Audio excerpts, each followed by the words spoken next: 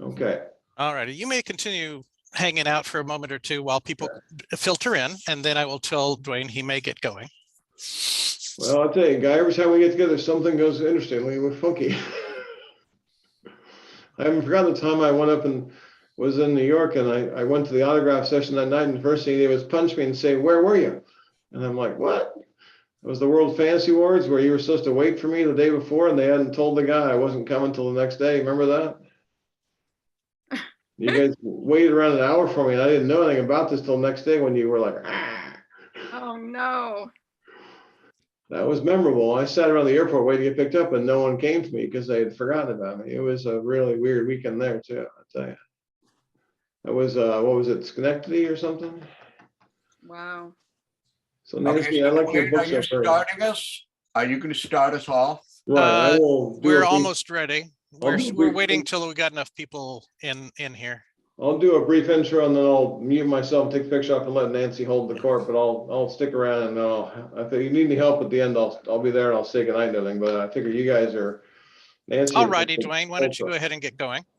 All right. Good evening. I'm Dwayne Wilkins, science fiction buyer here at the University Bookstore. I'm really excited that we are featuring one of my favorite writers here, Gavriel Kay. New book just came out Tuesday, All the Seas of the World. Would you consider, well, I want to ask questions. I've been a fan of Guy ever since a friend stuck a summer tree in my face and ordered me to read it. And I've been suckered along for every book since. I think I've read every novel he's written. And we should have a lot of fun talking about this new one tonight. In conversation with him is Nancy Pearl, the only person I know in person who actually has an own action figure. Queen of Librarians, and one of my favorite people to talk to. And I think beyond that, I'm just going to let them take it away. Go ahead, Nancy and Guy. Okay, well, thank you for that nice introduction. I think this is maybe the third or fourth time that Guy and I have talked together. Who's counting? Yeah, right. Who's counting? Once in Ontario, where we opened the Library Association meeting, which was just lovely. Sammamish Library here in Washington, and of course at University Bookstore a couple of times. So it's great to see you again, as we all do. What we wish this were in person.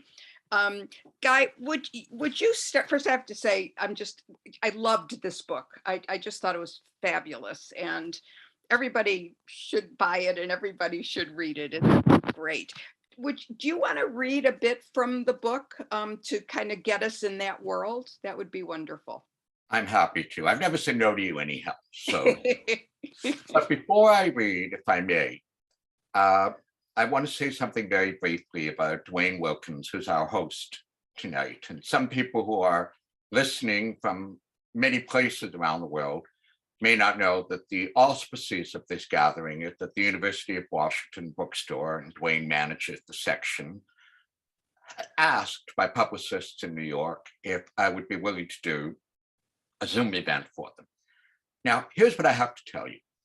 At the very beginning of my career, 1980s, I'm in Vancouver. I did not get to the United States for the touring for the first 2 or 3 or 4 books, I think.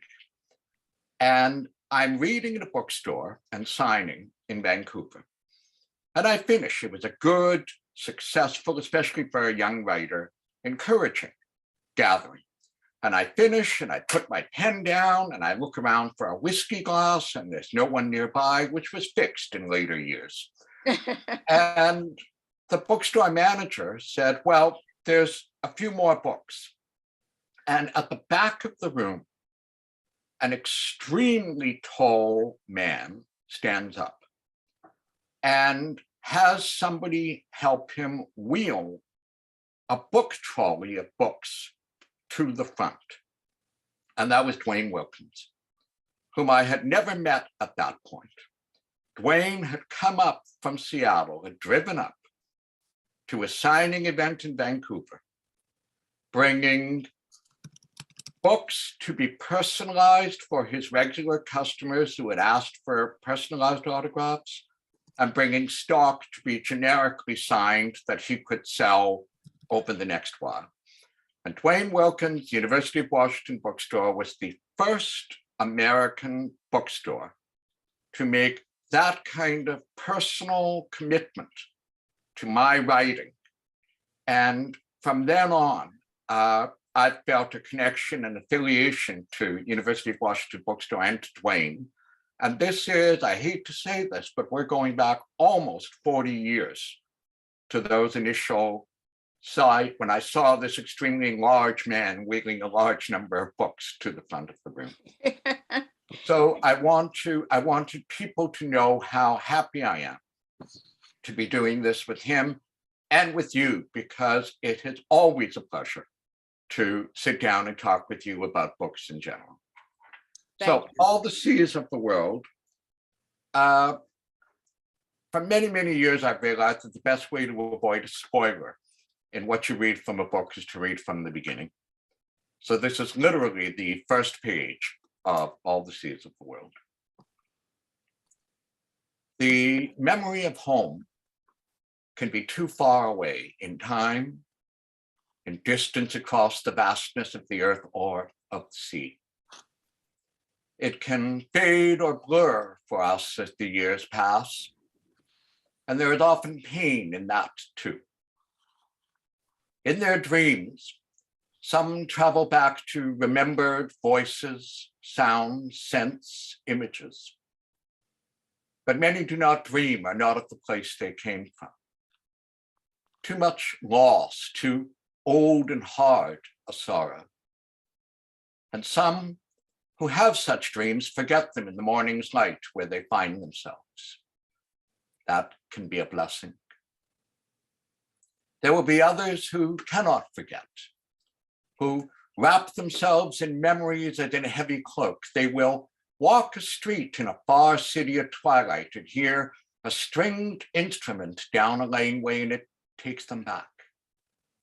They might decide to go up that lane towards where a spill of light suggests a tavern, or perhaps someone's home with a courtyard where music is being offered at day's end.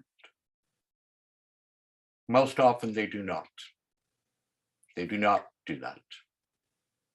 Perhaps it isn't, as they listen, the remembered instrument from their childhood, nor the tune of a song their mother sang to them at bedtime after prayers. There are no orange blossoms here, no oleanders, mimosas, no jacaranda trees with blue-purple flowers. There might be fountains in this distant city, but not like the ones remembered from that time before they were forced to go away, uprooted like a tree torn from its earth. For someone else, their memories or the dreams pushed away at sunrise might be very different, but just as hard. From a time, say, before they were stolen as a child from a place with other sorts of trees and flowers, but home. There are many different ways for a home to be lost and for the world to become defined by that loss. There are also many different ways into a tale. Whose voice, whose life was started off, whose death? Where are we when the ship of our story moves from shore towards open water, past rocks that need careful navigating? Or where are we when someone does decide to walk up a darkening laneway towards the pull of music and listens at an open doorway and finds? And because Wow. meetings like teasers, I'll stop there. Wow. You know, we're still in the midst, I feel, of a pandemic. And I wonder how the pandemic, if affected, if at all, your writing and your reading, because I know that reading is a big part of your life, as it is in mine. And I know how it affected my life, the pandemic, but I'd love to hear both of those, your reading and your writing. It's not to my mind, but other people may see things I don't see because that happens in books. It's not a book about pandemic, Right. but it's a book, as you say, written during one, during a time of isolation, during a time of immense strain on myself, on people I knew, on the wider world.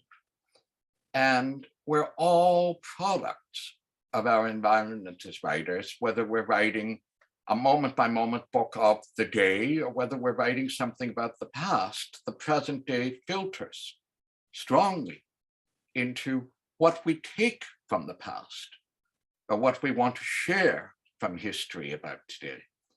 So there's no question to my mind that the last 2+ years now of COVID are somewhere a presence in the background of this book, but I suspect they're a presence in the background of every book that's been written, Mm-hmm.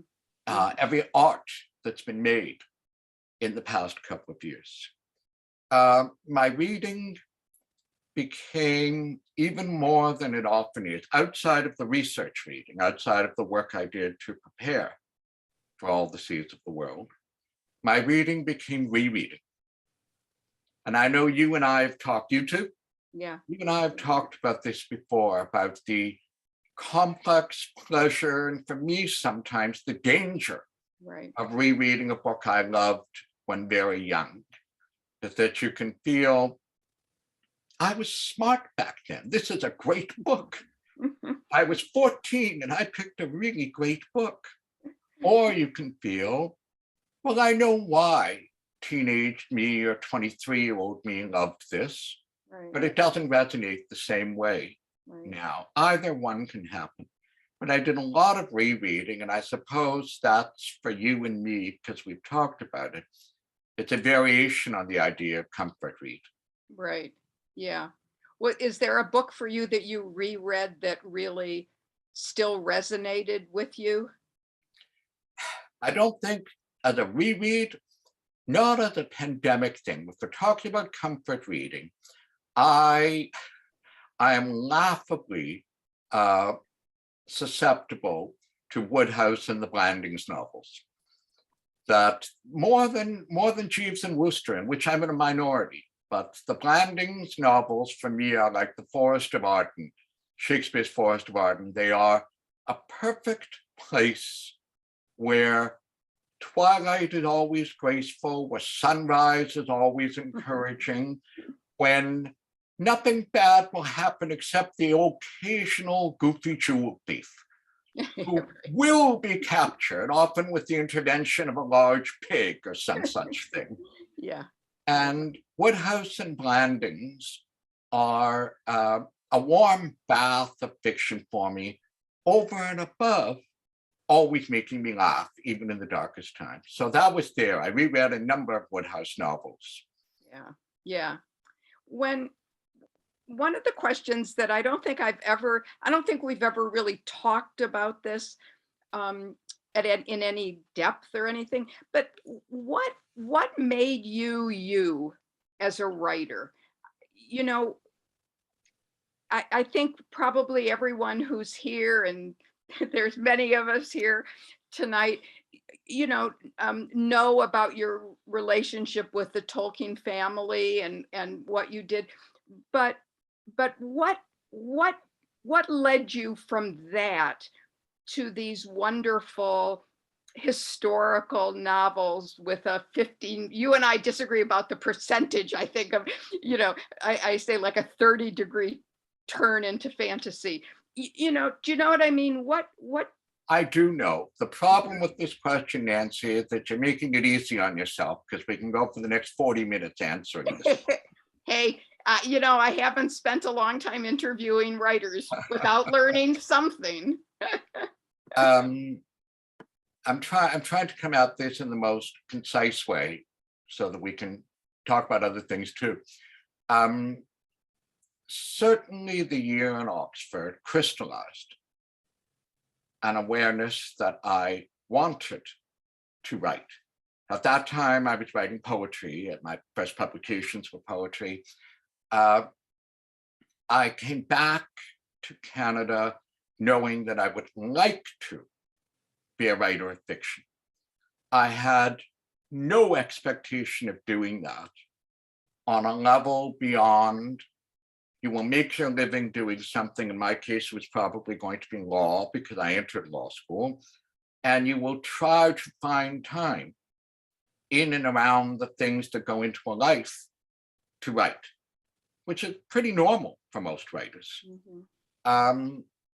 So I planned from the moment I entered law school that when I finished, I would take a year before diving in, as it were, to accept my fate and go away, because going away was important. I wanted the isolation and the focus that came with isolation. And I did that. I set up my finances. I moved home for a year and I went to Crete. I bought a typewriter in the flea market in Athens. It was a massive old German portable typewriter. Portable is used very loosely in that sentence. It had an umlaut G, and that's why one of the characters in the Summer Tree has an umlaut in his name, because if you've got the umlaut in Act 1, you have to fire it in Act 3. And I wrote on the south coast of Crete. I got up every morning and I said, how the hell do I justify being here if I'm not writing? And I wrote 7 days a week and came back with a novel that was never published. I had an agent. It got wonderful, and I mean this very sincerely, rejection letters in New York, really encouraging letters. And I moved on to write The Summer Tree, or begin it, because my agent said after 7 chapters, I think this is worth sending out. And I said, already? He was the one who knew the business. And he did. And it received offers for the full trilogy separately in London, New York, and Toronto. So I did the only practical thing, and I went back to Crete to finish the book, because I knew it worked. I knew it worked. And that was how I started as a writer. If you're asking also, and I think you were, about the segue, the movement away from high fantasy, traditional epic fantasy, towards the historical voices. Right. Nancy, I've always been a stubborn prairie kid, and somewhat perverse in that. And I did not want to get typecast or labeled. In my mid-20s at that point, late 20s, early 30s, when the trilogy was complete and published, I did not want to do the same thing. And Tigana was a massive, risky, I could tell you stories about how risky it was in the early stages, because publishers want you to do more of the same. Right. Readers do too. We're all very reactionary. If we find a writer we like, we want, do to me again what you did to me before. Yeah. We're like that. So I made that move because I was reckless and young. And I really had an idea I wanted to try to tease out using the fantastic to make it political and cultural, which is what Tigana is. And that was the breakout book. That was the one that went around the world and established me, I guess. It then became the jumping off point for getting closer and closer to actual historical times and places. And I think that's just, in a certain level, a crystallization. I used that word earlier about the first year in England, a crystallization of my fascination with history and finding a way that I could fuse the fantastic with the historical to do something that felt like my own space. Very concise, very concise. It probably wasn't, but I tried. It was, and now you're forcing me to ask another question, which is, were you a fantasy reader as a child particularly? I was a myth and legends reader early. Uh-huh. I read voluminously in all the various cultural myths. I read history from the drop very early. I still remember, this is one of those moments, I hadn't thought about this for years, but we had a babysitter one night when I was maybe 10 and my brother was 9 and the youngest one was 3 or 4. And the babysitter was a very cerebral guy who went roaming among my parents' bookshelves. And my parents had a lovely, wonderful library. I'm deeply, deeply blessed by having grown up around and among books. And I'm 10 years old and following this guy who impressed me. He's a book person. And he reached up and he pulled down James Fraser's The Golden Bough. And he said, "This is a really interesting book. You should read this." And I'm 10 years old. And Nancy, I did. I did the best I could to read it. I did not, I'm making no claims here, I did not in any real way grasp what Fraser was doing, but I grasped what Fraser's landscape was. And it fascinated me. I did not read Narnia as a kid. When I read Lord of the Rings, it was because my mother brought it home, the paperback, the Valentine paperback one day, and said, the cover looked interesting, this might be interesting for you, but you can't read it till after exams are over. So I'm 11 and I have exams that December and it is exam time. And I said, okay, I won't. I mean, she brought me the 3 books home. And of course, because book people are like this, you would have been like this. I finished whatever colossal studying I did that night of 20 minutes or whatever. And I went to bed and I thought I'll read this book for a few minutes. And I shared a bedroom with my middle brother at that time. And I ended up doing what has to happen when you share a bedroom. It was the flashlight under the blanket. And Nancy, I scared the hell out of myself because I read as far as the arrival of the Nazgul in the Fellowship of the Rings, sniffing. Wow. Or Baggins. And of course, I blitzed through the whole trilogy, exams be damned. And so that was my very deep, very intense exposure to fantasy. Was Lord of the Rings itself. When you were at Oxford, was it law that you were studying there, or No. was- Oxford was purely to work on the Silmarillion. We were at a small town called Hannay. There was West Hannay and East Hannay. The Tolkiens lived at the very end of the road in West Hannay in a big farmhouse. And we worked on the Silmarillion in the barn behind the farmhouse. That's where all the papers were in a huge desk that we sat on opposite sides of. And it was about 8 miles from Oxford, if I remember rightly, 6-8 miles. I came back from that year. And entered law school in Toronto. That was when I moved from Winnipeg to Toronto to go to law. Okay. So someone has already sent us a question, and if the listeners, viewers have questions, just put them on the Q&A and we'll be looking at them. And I'll be, I think, mixing them in with some of my Sure. own questions.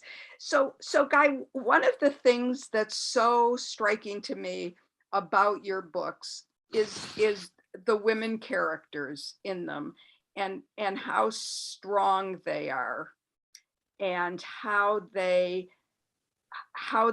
for me, the women characters, of course, Jihan, how do you pronounce her name, from the Lions of Al-Rasan? Shehan. Yeah, yes, okay. Because I've never forgotten her. I was thrilled that there was a statue to her that appeared, from 1,000 years ago. I love that. But your women characters are so strong and so they're filled with self-determination, and they're charting their own way. And that's, I think, so wonderful, wonderful to read. Did you have strong women in your life that Oh, yeah. you Oh, yeah. based that on? Oh, yeah. I had from my great grandmother on my mother's side, and my grandmother, and then my mom, were smart, funny, strong women, right down the three generations that I looked up to. But I'm going to, when I was younger, Nancy, and somebody would say your women characters are strong and believable, and I want to thank you for that. And I was very appreciative. And I realized after a while that I didn't want to take, how do I want to put this? It wasn't a political No. or sociological statement for me. It's a writerly statement. I think books are more interesting as a reader, and by extension, then, the books I write, if as many characters as possible are interesting, if they're complex, if they have agency, or if they're struggling to find agency in a world, that's what this book is very much about, Mhm. find agency when all occasions conspire against them. Mhm. And so from the very beginning, it just seemed to me kind of a no-brainer that the women in the books would, if I could do it, be as strong and as interesting as I could make them, because I was trying to make the men in the books as Mhm. strong and as interesting as I could make them. Right. I wasn't doing it for political reasons, and I'm still not. My drive is to build characters that make the stories more compelling. And I think they definitely don't come across as political, as kind of straw men, if you will, that are just there because you needed a woman character there, or something like that. I Oh, mean, here's, let me come at that. Also, you mentioned Shehan as your favorite. I know Lions has been your favorite over the Right. years. yes. Here's where research can set me up and frame me. I was so happy to discover in my reading in Spanish history, in the history of Islamic Spain, in the history of the Jews in Islamic Spain. I was so happy to discover, when I steered myself towards medical research, which I've done a lot of over the years, to reading about the history of medicine, I was so happy to discover women doctors, and women doctors of some scope, that because I wanted to, I thought it would be nice if I could do this, but I'm always feeling constrained by historical reality. I don't want to bake things. I'm willing to stretch things. I could take reality and stretch it a bit, but the fact that there were verifiable female physicians in that time and place made me feel liberated to create my female physician character, knowing I had that scaffolding of Right. reality to build it on. Right. I guess a really a definition that I've always thought of your books being is like it's like elastic realism, which is what you alluded to, that you're willing to stretch that elastic a certain amount, but you're not going to stretch it out of shape. Yeah, I thought there must have been women in your life who helped you see that, and kind of Couldn't develop. not see it. Yeah. Couldn't not see Yeah. it. I got it from all the way up my life. Yeah. Well, good. Is there a character in your books? And this is a hard question because your books are well populated with characters. Is there a character in your book that you're closest to? I have a half serious, half joking answer to this. You'll have to figure out which half is which.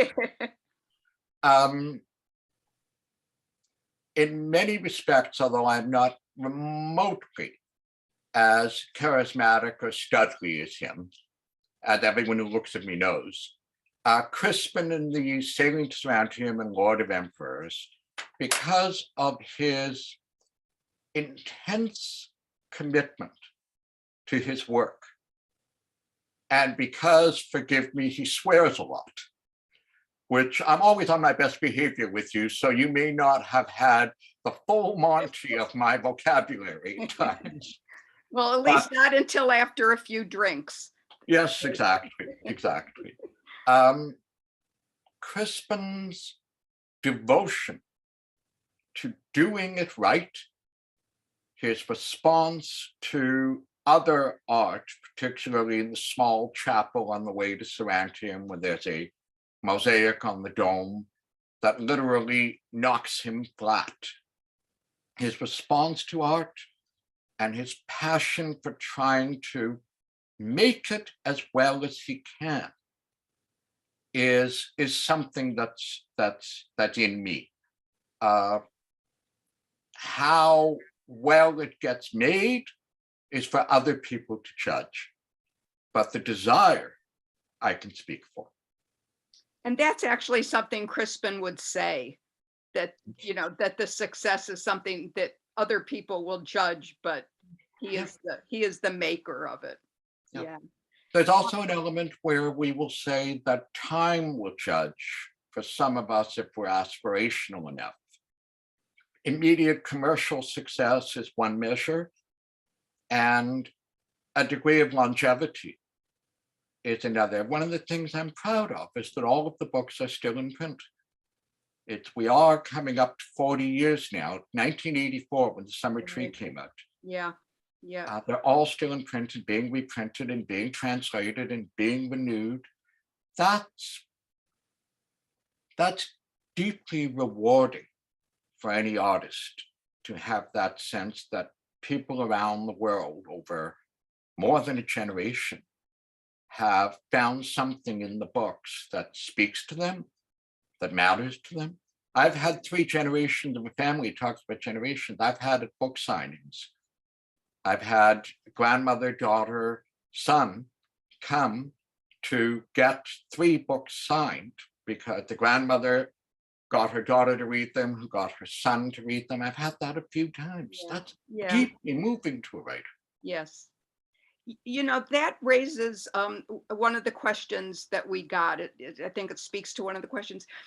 Do you have any plans to write a compendium to your novels? So, you know, that would have the maps, that would have the characters' appearances. You know, people think that is a really, that would be so useful and fun. I mean, useful, yes, but fun, I think would be great. I don't outline. I do a map, Right. rough map. And then I hand over my indecipherable cartographic Right. screed to Martin Springett, my good friend, who turns it into something often quite beautiful, in fact. Right. Yeah. But I am not outlining the narrative, nor do I start with the narrative. My starting point is a relatively established sequence for me now, is that I need to find a time and place that engage me, that leave me feeling there's room for me to do something in and around this period that hasn't been done, that stimulates me. And then I need, urgently, I need a reason to write the book. Now you could say your bank account, and it's true, but I need a reason to write the book, which is, what do I want to say about this period, say the near Renaissance, or Vikings and Anglo-Saxons, or Tang Dynasty China? What do I find in my reading that strikes me as something I want to say and that I think readers today might find powerful and compelling and interesting even about today? So that's the second thing. And the third, usually the third, sometimes second, are the characters. who are the people in this setting that I want to live with for 3 years, inhabit, and try to make as vivid as I can. And then comes, what's the plot line coming out of all of those? That obviously it's not like Lego bricks being placed. I sometimes get a brilliant, what I think is a brilliant middle of the night idea for a plot twist when I haven't even started the book. And it may not be brilliant at all, it may not end up in the book, but I'll be scribbling that in the middle of the night. You must have this happen with you and with people you've talked to. If you don't write it down in the middle of the night, thinking, I'll remember in the morning, this is too good. It's like, it's scripted that you will not remember it in the morning. Yes. Yeah. Well, sometimes when, the spelling bee drops in Seattle at midnight, and sometimes, if I wake up after midnight, I start on it and then I try to go to sleep and I think, oh, that's a word, I just thought of a new word, but I've already, like I'm almost asleep and I don't want to get up and I think, oh, I'll remember it in the morning, and then I never do. So middle of the night's a tricky time. Yeah, right. So for the two books set in China, I mean, you had the alternate European books, and then the two wonderful novels set in China, and then you went back to this alternate European period. What was it about the China? I know you went there and did research. That was for River of Stars. When I did Under Heaven, I had not been. Okay, all right. I think that I talked to you for River of Stars, and I kind of thought both. What inspired you, I guess, to change to set those books in China? Well, remember I said before I didn't want to lock in. I like moving around, which is commercially not the smartest thing to do. Right. But I've done several books in aspects and forms of European culture. But there was something else, and this is going to sound odd, but it's profoundly true. It was the poets, Nancy. I've been reading the Tang Dynasty poets since my college years in early translations I could find. Du Fu, Li Bai, Bai Zhi. And these are giants of literature. And at some point, I can't remember when, 20 some years ago, I got a new translation of Du Fu and Li Bai. And they were so good. The writing, it affected me more because I was older by then. I was in my 40s by then. I had a different response, as we've been talking about. We respond differently. And there's a story at the back of that translation in the notes. I can almost get choked up telling you this, that the father of one of the two translators, Chinese man, was a surveyor, an engineer surveyor, who had been posted to the far northwest of China.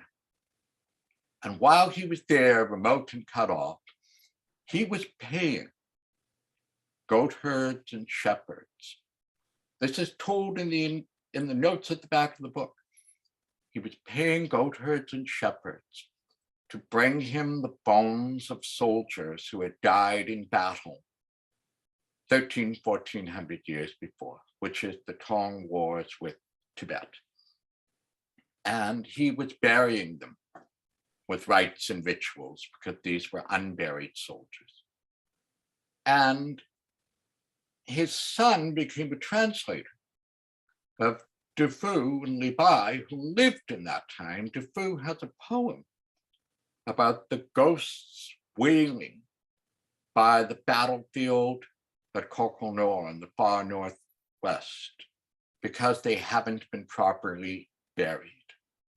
And somehow the fusion of the poem and the translator's father, a gesture of piety, burying whatever bones could be brought to him, that started me thinking, I want to know more. So I read that behind me on my left, there's a large IKEA bookshelf of books on the Tang and the Sung dynasties. And then I got in touch with academics who specialized in that period, the literature and the culture and the history. That's one of the great things about the internet, Nancy, today for me. It's not the information there, although that's useful. It's the ability to crash into the email inbox of somebody who's written a brilliant book on women in the Song dynasty. And by now, because I've been doing this for a long time, there's at least a chance they know who I am, or they can find out who I am, and that I'm serious. And I end up getting information, making friends, making connections that they refer me to other people. The research has become significantly more fertile, I suppose, with access to to conversations with the people who write the books that I use. So China started with the poetry and then grew from the research. And of course, that story of burying the bones is the absolutely beautiful first chapter of Under Heaven. That's what gave me the first chapter. And that first chapter, I mean, I love all your books, but that first chapter, the writing, I choke up when I think of that first chapter. So thank you. Thank you. Okay. So All the Seas of the World, there's a lot in all your books about fate and chance and destiny. There seemed to me to be, which is why I asked you about writing during the pandemic, there seemed to be a lot of, a great deal of rumination in this new book. And maybe I noticed more because it was the pandemic that That's the back and forth, yeah. Yeah. And I wondered, in your own life, could you talk about fate and destiny and chance? It's a great question. First of all, you've given me a thought about the pandemic in this book that I hadn't had directly. I think of it more as, I don't think of fate and chance as the same thing. I think randomness, the idea in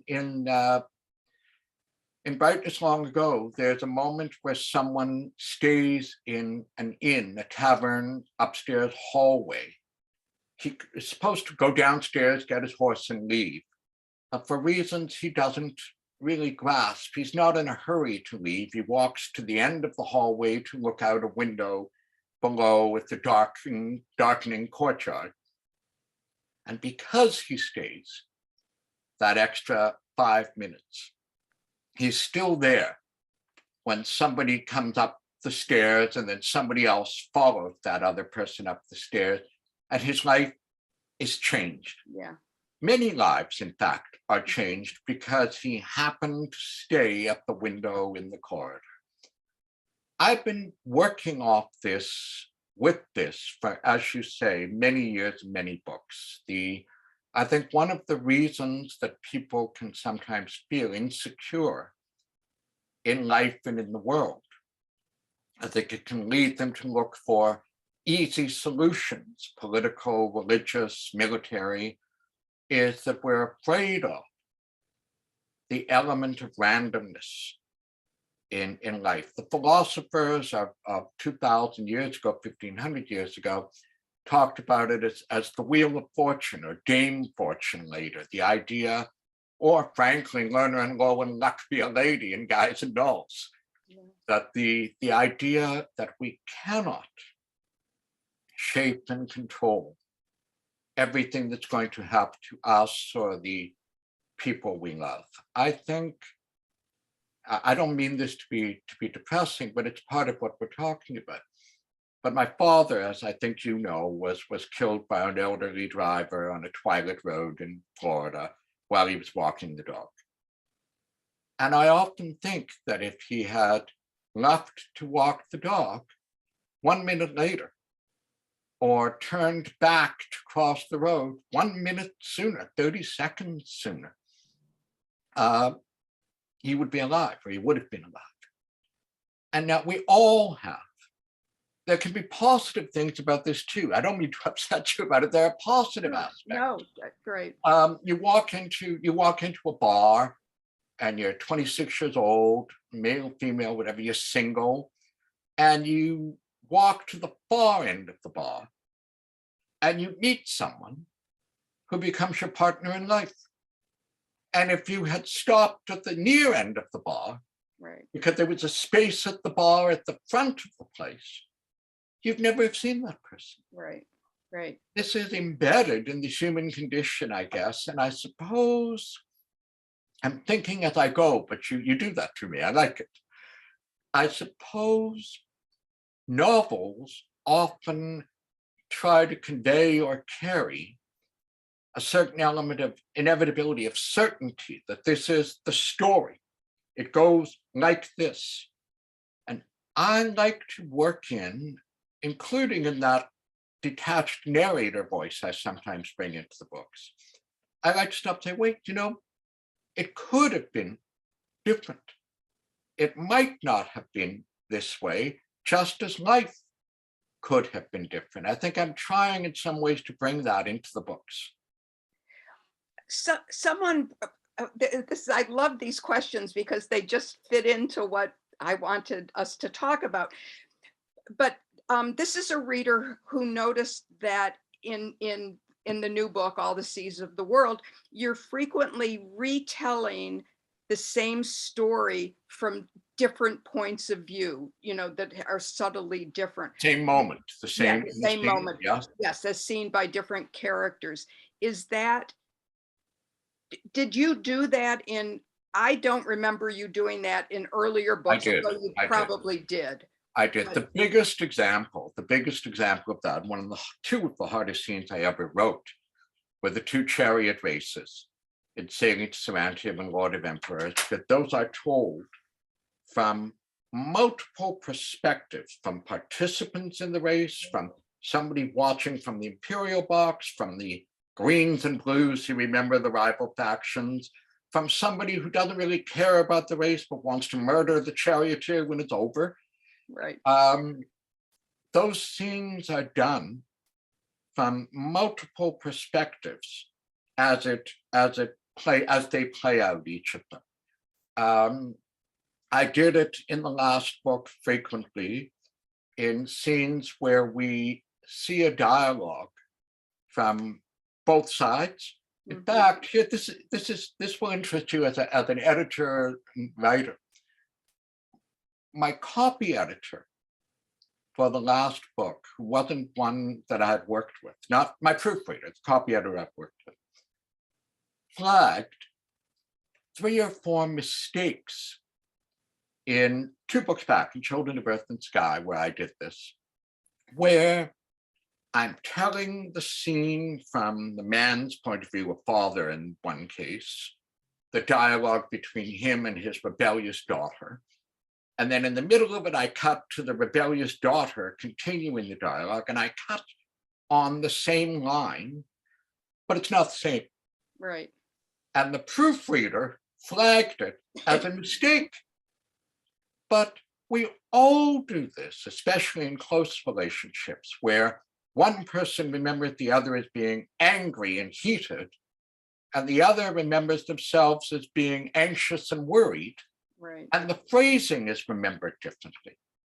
And I did it deliberately. I crossed the narrative perspective and I changed the wording of what they remember, because that's how we do it. That's how we function.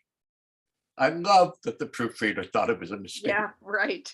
Good, a good proofreader, even if wrong. It's their job. Right. You have such a distinctive voice.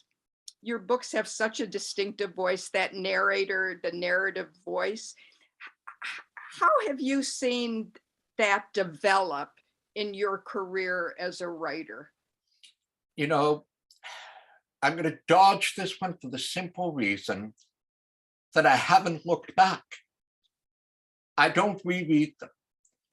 Only I did some rereading before All the Seas of the World. I reread 3 of the books, right, because there were going to be hints dropped, and interweavings. It's not a trilogy. It's not, you can read them in any order, but there are overlapping characters. You get a different effect depending on which one you read first. Yeah. And I like that. I like that it can have a different impact Yep. depending on sequence. But I know that I've been using this for a long time. I know that it interests me to talk about the what's going on here between you and I when I've written a book and you're reading a book. It's a dialogue, not a monologue. And what are we doing? What are we engaged in? So, for example, most of my books, most of them have an ending where there is a pointing forward to things that might follow. Tigana is probably the most dramatic in that way. And people always say, well, what is what happens after? And I said, you know, I could have written it if I knew, if I wanted to say, if I wanted to tell. The point is that the story goes on.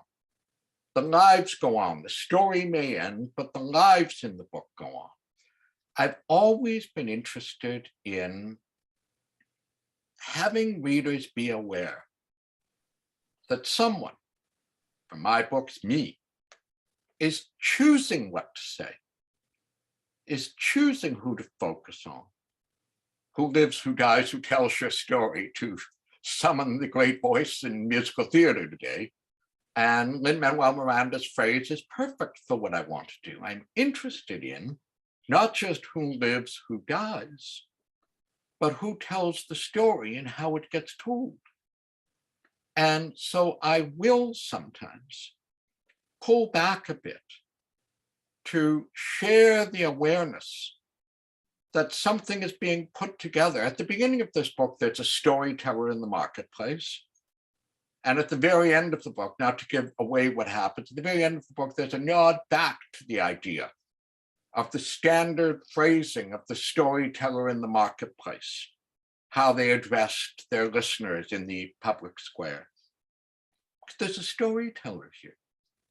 And so that voice, that narrative voice that's a little bit pulled back is an element of something I really like working with. And not every reader likes every writer or likes everything a writer does.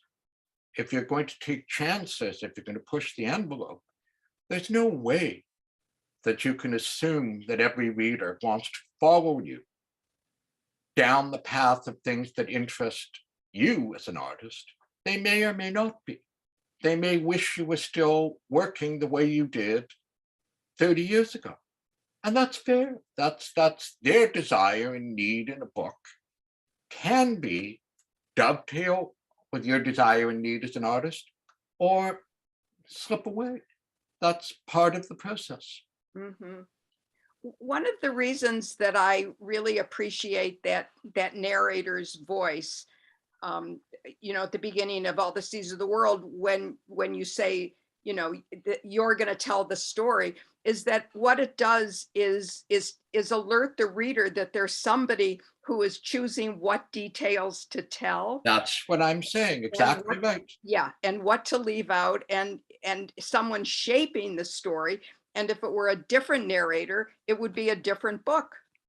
And you know what? I've often tried to do something adjacent to that, where, you know this, in several of the books, I will pick up not even a secondary character, minor, marginal messenger, and run through elements of their life in a page or two, or tell the fate of a legitimate secondary character and the impact, say, of their death on their mother and father, who are not in the book. Right. I love that part, Guy. I love it. I love it when you do that. Well, it's really important to, I'm glad you do, Nancy, because it's important to me, because I want to suggest to readers that we're engaged in this story about these people, in this case, my principal protagonists, and there are people they meet, for good or ill, who glance in and off their lives. And I want to suggest that you could have told a story about them. Yeah, right. that Right. every one of these lives is in potential worth looking at and thinking about. That's important to me. Yeah, you do that so well, and I think I think that it's what makes you such a brilliant novelist, because what you're doing is showing us not only the book that you've written, but as you say, the possibilities for every other book that you could have chosen to Thank do. you. Thank you. I really appreciate that. Yeah, I just think, wow, it's yeah, thank you for that. So somebody obviously knowing one of your many followers on Twitter, knowing that you frequently comment on what cocktails you're having in your Twitter feed. Someone would like to know that this person is going to begin the book soon, maybe tonight, and she wants to know if you have a suggestion for a cocktail to accompany the early reading of the book. Well, I'll tell you, I'm going to come out that slightly differently because something fun is going to happen soon, and I hope I'll be able to share it and announce it. There's a wonderful bar here in Toronto called Famous Last Words. And Famous Last Words was a novel by Tim Finley in the 60s, major Canadian novelist, major book by him. And this splendid woman named Marlene Thorne was working in finance in downtown Toronto in her 30s and unhappy, and said, "What makes me happy?"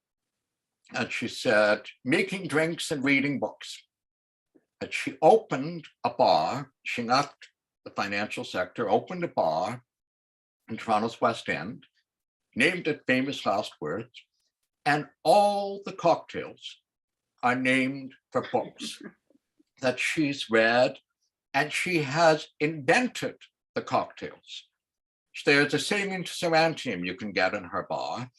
She uses a floated lime slice to represent the tesserae, the segments of tesserae floating on top of the glass in that cocktail.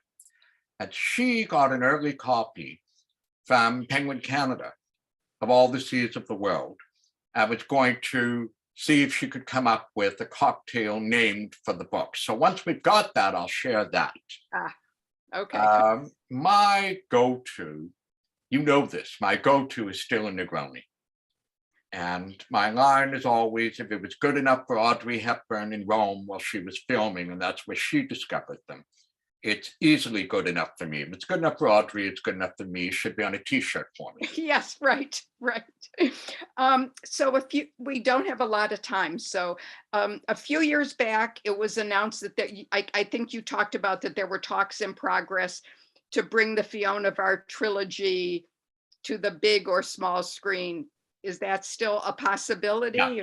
Yeah, it's still, I mentioned this the other night and people overreacted, and you have to be very careful because I don't want to do fake information. Fionavar Tapestry's option has been renewed by Boat Rocker Productions, who are the people who did Orphan Black, for those who remember that series with Tatiana Maslany being so ridiculously good. And they have renewed that option. They are continuing to try to develop it. I'm having a Zoom meeting of this sort with them and their script people again next week. Wow. But, Nancy, you know this. The reality is that the percentage of projects that are optioned and even in development and money has been spent on trying to make them happen compared to the percentage that end up in film or on television is small. Yeah. Fionavar is an expensive project. One of the byproducts of Game of Thrones on HBO, interestingly, and now Amazon doing Lord of the Rings, one of the byproducts is that viewers have come to expect really expensive production values. The patience one might have, the first season of Game of Thrones had a fraction of the budget of what it had towards the end, or at the end. The expectations for production values are so high that to do Fionavar over 3 or 4 seasons, somebody has to be prepared to lay out a tremendous sum. So there's got to be passion and logic fusing together to make it happen. I've got very good people working on it. I like them. I trust them. I think that their vision for what they want to do is exceptional. But there's so many money people between that passion and somebody being able to sit down on a Sunday night and watch the summer tree begin. It's a long road still. I will brief people. I will brief people continuously if there's something to say. All right, well, we're all crossing our fingers. Guy, our time to talk has come to an end. So thank you. There are so many more questions. I think we all have. We might have to do this again tomorrow. Just a joke. Just a joke. I'm Give going me to turn 48 it over. hours to revitalize myself. I'll go running tomorrow and I'll be back with you on Right. Saturday. Right. Good, Nancy, good. thank you. Thank you for agreeing to do this. It was genuinely, it excited me when you said yes, and it's been a pleasure. Well, it's always a pleasure for me to talk to you. I'm going to turn this back to Dwayne, and he will say goodbye to everybody, I believe. Well, Dwayne? thanks for attending, folks. I am sorry we're gonna have to get going in a minute because there's just never enough time to talk to writers I like. We could spend the whole night in the bar with my preference, but that's not really that feasible. Next time I'm in Toronto, Gallo, you have to take me to this bar. I really want to see this place. Thank you very much for Nancy. Remember, she has all her book list books out there. You can order from us or get wherever you're living. And Guy, we have your book in stock, and they can get signed book plates if they buy it from us. And hopefully next time around, we'll actually have you come visit Seattle. Yeah. Thank you very much. It's always a great pleasure. I love you. You know it. Everyone have a good night. Bye-bye. Thank you. Thank you very much. Good night, everyone.